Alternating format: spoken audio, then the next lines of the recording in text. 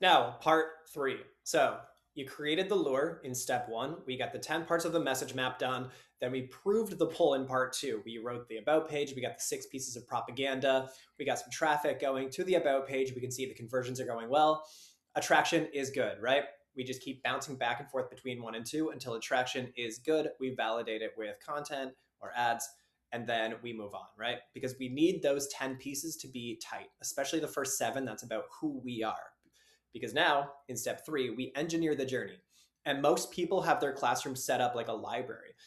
And library cards are free. Like nobody actually cares about content right now because all the AI tools for 20 bucks a month or free, you can access any piece of data, any piece of content. You can get anything answered immediately.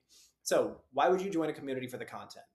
We need enough about the person leading it, and we need enough about the process.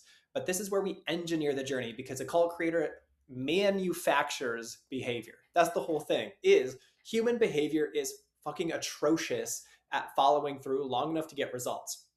That's why course completion rates are 3%, probably less now. That was back before AI. And so we set up the journey so that it pulls people through. We call it an identity shifting experience because the whole thing should continually upgrade the identity so that you achieve and you become. And so every step of your method that you do one on one, your coaching, any part of like your classroom, like what are we doing here? How do we get the result that we promised?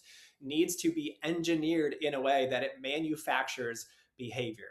And so this is how you can see, this is how we've engineered our journey so that it's step by step and you can't fail through it if you keep moving through. One thing leads to the next, proves the next, and then gets used. And so each step builds on the last. And then, of course, we use dopamine hitters because that's how the brain, that's the reward cocktail of the brain. That's how we've advanced, right? And so we'll use that same tribal wiring that has made humans advance as far as we have now to get people to do the work in our classroom. So we start to increase where we can hit dopamine so that their brain floods with that feel good, that cookie that says, hey, you did something good, keep going. And so we engineer the whole journey so that it makes people go through it long enough to get results. This is how we get results at scale.